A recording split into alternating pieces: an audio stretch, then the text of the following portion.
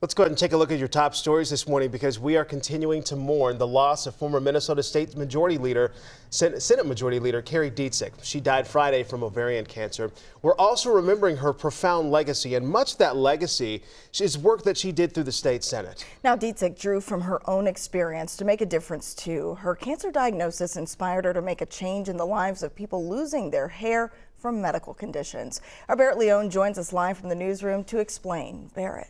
Yeah, well, it was Carrie Dietzig's fight against ovarian cancer that prompted her to step down from her leadership position. But like you said, her own personal health struggle inspired a policy proposal. Health insurance should cover wigs for cancer patients. And starting tomorrow in Minnesota, that's law. Dietzig told us back in March when she was battling the disease that she didn't want to show up on the Senate floor bald. So she went to buy a wig. She said she had the resources for it, but knew not everyone did. Wigs can cost hundreds of dollars, but now with a doctor's prescription, it's covered under insurance in Minnesota. For cancer survivors like Patty Bartholomew, a wig brought a sense of normalcy. When you lose all your hair, your eyebrows, your eyelashes, you feel like all of your control has been taken away from you. You feel very vulnerable.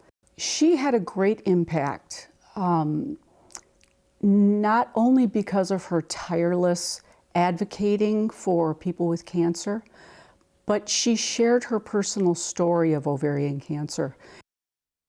So up to $1,000 a year will be covered. Previously, the law only offered this coverage for people with alopecia. Barrett Leone live for us in the newsroom. Barrett, we appreciate that update. Now, just yesterday, the governor announced that the special election for Dietzig's Senate seat, that'll be held Tuesday, January 28th. Now, meanwhile, President Joe Biden proclaimed January 9th a national day of mourning for former President Jimmy Carter. He died at the age of 100 Sunday. This Saturday, his family and motorcade will travel through his hometown of Plains, Georgia, before heading to Atlanta. His state funeral will also be on January 9th, the official day of mourning. We are following some unsettling breaking news this morning from the U.S. Treasury Department. Department leaders say Chinese hackers remotely accessed several department workstations along with unclassified documents. They add the hackers compromised a third-party software provider.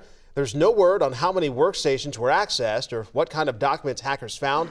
In a letter to lawmakers revealing the breach, the department said, quote, "At this time, there is no evidence indicating the threat actor has continued to access Treasury information. The department is working with the FBI, among other agencies."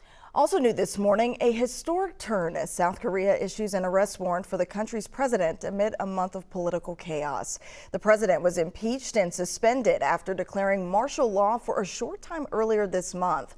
Now he's facing charges of abuse of authority and orchestrating a rebellion. His martial law decree led to public protests and mass resignations from his cabinet. Here at home, a DFL state senator is expected back in court.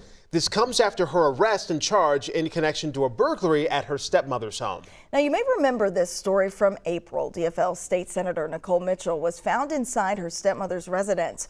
Authorities arrested and booked her in the Becker County Jail. Investigators say Mitchell told them her father recently died and her stepmother was not speaking to family members.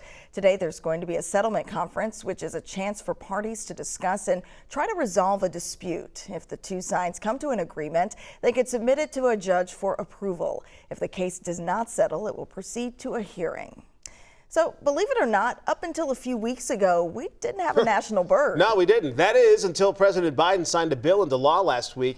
It makes the bald eagle the longtime symbol of freedom and the U.S. the official national bird. Monday, the National Eagle Center in Wabasha teamed up with Democratic Senator Amy Klobuchar and others to celebrate the news. Klobuchar led the bipartisan effort to make it official. Seeing these birds up close, you can feel just how majestic they are, and you can understand why our founders chose the bald eagle to appear on our nation's official seal.